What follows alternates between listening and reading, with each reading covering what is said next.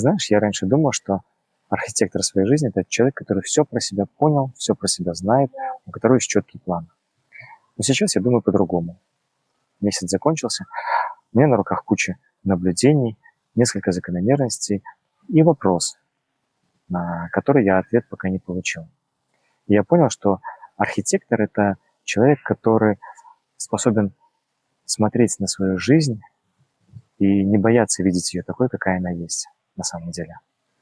Который ищет закономерности не для того, чтобы осудить себя, а для того, чтобы стало яснее.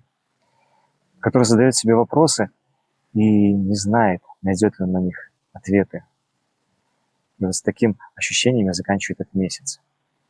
Не с финальным ответом, а с ощущением, что я стал видеть яснее, что у меня есть вопросы, которые я понесу дальше и буду дальше исследовать.